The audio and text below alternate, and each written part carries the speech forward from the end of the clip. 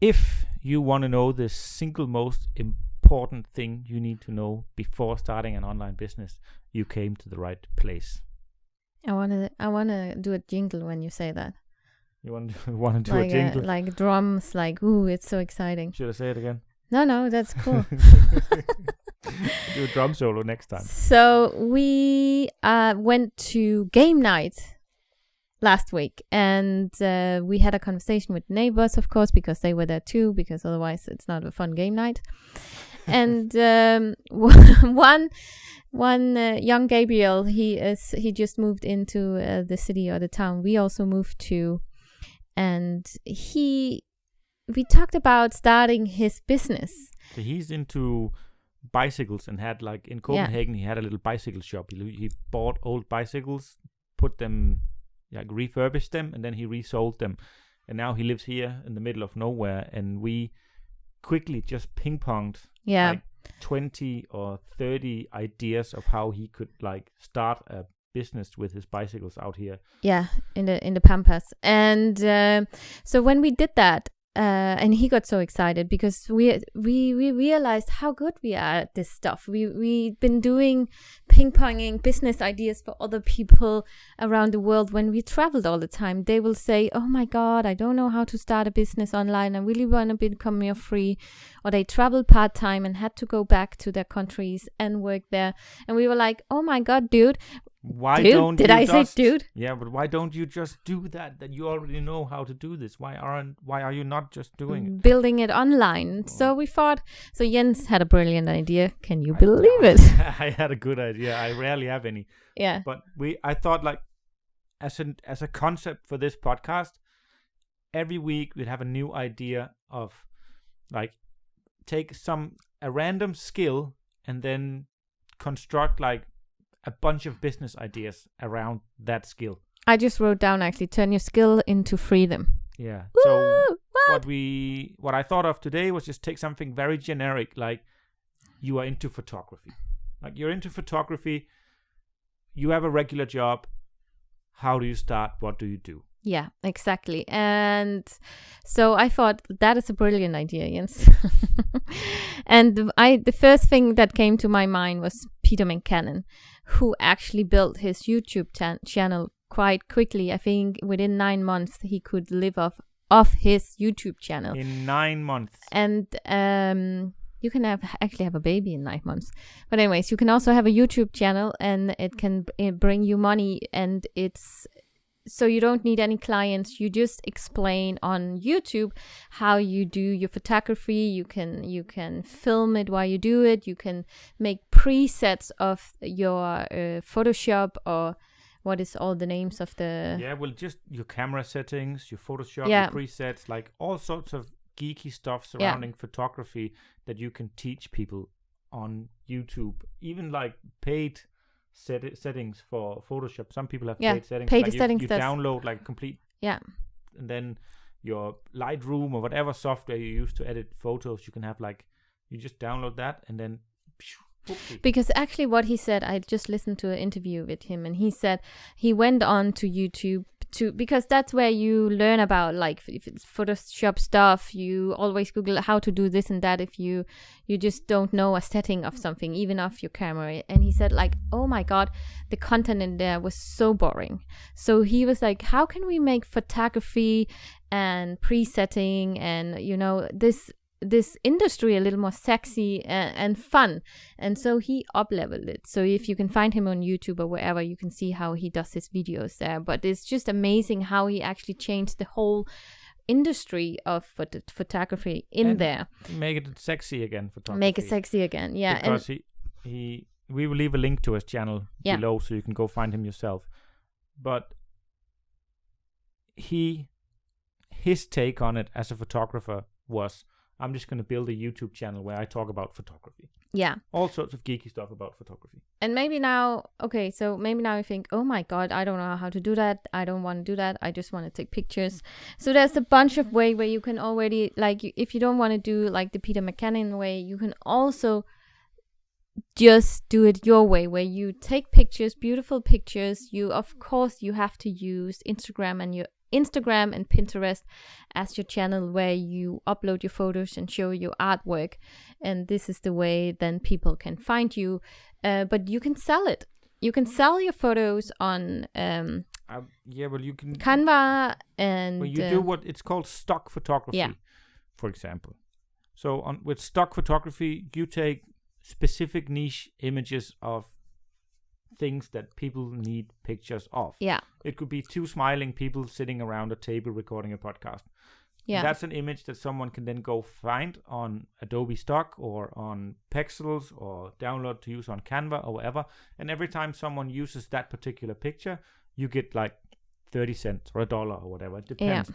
But it can also be nature photography. It could be photographs of animals. It could be all sorts. All these images you see online and used in commercials and all these places, it's all stock photography. It means it's just these giant websites or databases of images where photographers upload their pictures and use all the right tags and hashtags and descriptions of the images, and then filmmakers or advertisers or people who need photos for their blogs or whatever, they go and they download the picture and they pay you for it. Yeah, exactly. But I would go a step further here, because what again, go back to Peter McKinnon did, he created kind of a niche for himself. So his artwork, the thing he's doing, it's all about traveling and nature and like cool coffee stuff and leather work, and it's like he has a specific niche. And you should have a specific niche, of course. Yeah, I would go and be different. Like that could be in what you are taking photos of. It could be yoga. It could be, the forest or whatever, but also it could also just be the way you take the photos or how your photos and images look. So kind of create your own style, and you probably already have that as a photographer. Or it could be jewelry. Oh my god, the world needs new jewelry photographers, because it's so shit. Yeah, that's one. So that's another way of attacking it. So like going into a specific niche and being an expert in that particular field of photography. Could like modeling, or as you say, clothing, or specific angles that you always do stuff from, or like make it look like it's in the 70s or whatever. There's so many styles. And this isn't biased to if you of course want to get travel and you want to make your work a little more geographic independent. So having something online that sells when you are sleeping, like the photographer on the Adobe Stocks or whatever it's called, and or you have pre-packaged packages people can download because they find you on Instagram and the YouTube and different platforms, and therefore when you show your work like that and how awesome it is, you get higher paying clients. So just imagine if you show your work and then somebody is hiring you from Singapore or whatever, and you fly down there, they pay everything because they just like your style. And this is something I want to add to that, because now we met a couple a few years ago. They also did van life, but not completely. I think he was a photographer, but anyways, he bought himself a drone. And Jens, maybe you want to explain what he was doing for getting paid. He bought a drone. Yeah. And then they drove through France from vineyard to vineyard, and they drove into the vineyards and they asked the owner if they would like drone shots of the entire farm, like all the fields, that's some video, drone shots, something edits, and then they traded those videos for wine and lodging, so they could stay on the farm, they could drink as much wine as they wanted, all the while they were. So they were drunk and doing drone shots. He was flying his drone around and doing drone shots. And so I was sorry. Yeah, I just want to. That's just it's more about opening your mind to seeing different opportunities than it is listening to us come up with a specific solution for you. Yeah. Because as soon as when you begin thinking in this way, you start automatically becoming more creative with what you can do. Because as Niki said, one thing is, I go into this niche and I stick into this niche and this is my niche. Another way is to flip it completely around and go on to Adobe Stock and look at what is the most searched images. Like, what do people actually search for? What do they want? And then you just specifically take photos that match the most searched. So if you just like playing with your camera and taking pictures, you might as well do it that way. But if you're mainly interested in taking photographs of nature, then you should of course focus on that. So it's just there's so many ways. I want to add to that because I like the travel part, and I could just imagine something when Jens was talking about borrowing stock photos. So say for instance, you have a neighbor with a beautiful property, you do some drone shots or do some photographer, and you package this really nicely, and then you find the places you want to travel to and find the hotels you want to live in, or properties, it could be from Airbnb, and then you say, okay, I give you this for free if I can stay for free for a week. So you see what I can do with my drone photography or just normal photographies, and then you send them to this person, a hotel, or place, or retreat place, or whatever it is, and say, if I can come here and stay for free, I can take beautiful photos, and you can upgrade your website or whatever they needed. If you think, oh God, this is ugly or something like that. I think actually that's the main reason why Airbnb today have all these great photos is because one of the guests actually started offering Airbnb photos after they stayed, and after a while they just hired that person to be full-time traveling around on Airbnbs and upgrading the pictures. So there's again so many opportunities, and when you then get better at your artwork, you don't even have to be a professional photographer. I would say that you just have to be like good at it and geeky. You can upgrade and you can get better. Passionate is better than of course it's nice to have an education in that, but I wouldn't say that it's necessary. No, not at all. If you're not a big traveler, but you just want to start earning money on your photography, other things you can do is like rent the cheapest little small studio you can find and have like a little photography studio where you offer your wedding photos. So you offer like you take pictures of pregnant women with big bellies and their husband in the background. This kind of generic photos that lots of people are interested in having, and you can offer to print them out in a nice size and all this stuff.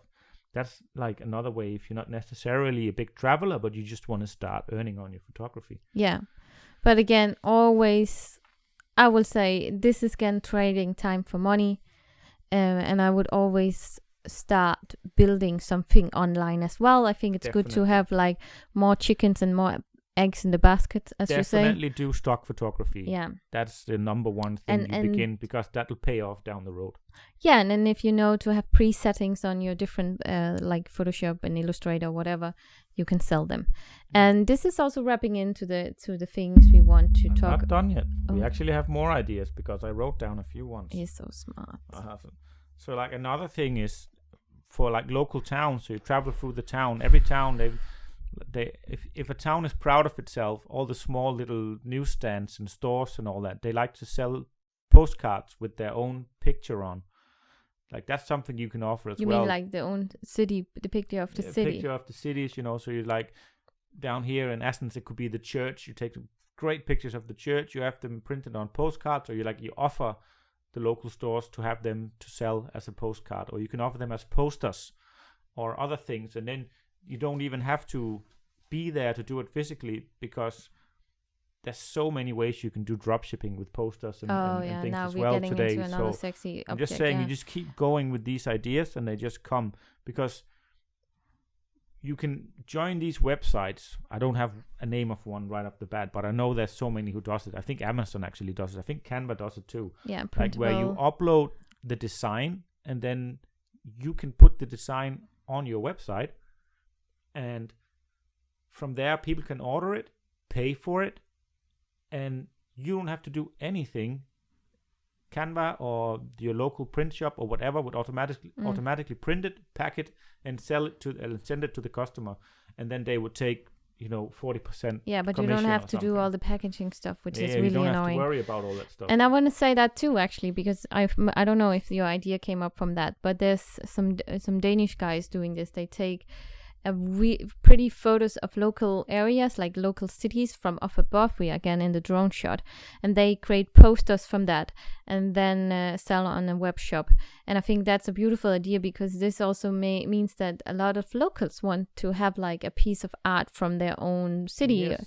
So I think that is really great. I will see if I can find the website, and then we will link it below as well, because I think that is a great idea. Because again, you can travel and you can go to Bali and take pictures from the rice field up above, and maybe you can sell it as a tourist memory, but just on the website, and then people can click. Yeah. And of other ideas, we're going to stop now continuing down this road. Because other ideas I had was like you can do prints for T-shirts, you can sell them. You can do it the same way with the posters. Yeah. Like you can also do press photography where you stuff happens and you take pictures of it and you sell it to the newspapers and TV stations. That's another way. The opportunities are endless. So next time, if you're a photographer and you think, I don't know where to begin, just begin. There's tons and tons of ways. So to wrap this up, I think something I would do is create your warm audience first. Like give the people a lot of free stuff. Like show your work somewhere. Pick a platform where people can find you. Get to know your work, and create something then where you can get their emails. You want to say something? You're nodding along. No, I'm just nodding along. Yeah. You're completely right. Yeah, and because something we always do wrong is like we create the product first and then we try to sell to a cold audience, which never will work. So I think first of all, if you have the ability to, for 6 months, pick a platform, like I said, YouTube, Pinterest, Instagram, whatever feels best for you, and then really share valuable content, teachings, beautiful photos, beautiful videos, whatever you want, and then create an email list somehow. Exactly. Like, for example, you could offer them a free, nice screensaver with an awesome picture. Yeah. And then people can get that picture for free, for example, and use as a screensaver on their phone or on their computer and their laptop. Yeah.